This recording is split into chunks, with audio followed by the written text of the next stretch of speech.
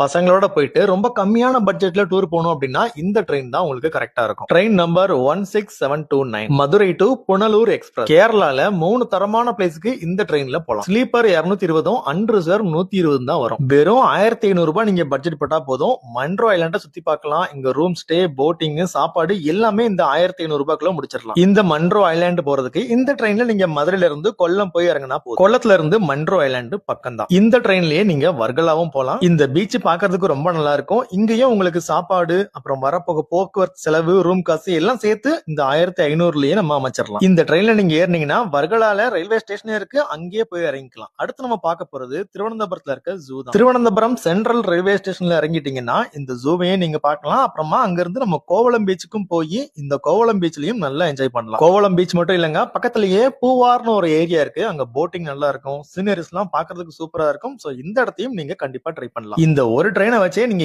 ஏகப்பட்ட ஏரியாவுக்கு போயிட்டு வரலாம். சோ இந்த ட்ரெயினை வந்து நோட் பண்ணிக்கோங்க. நீங்களும் பட்ஜெட்டா போயிட்டு வாங்க.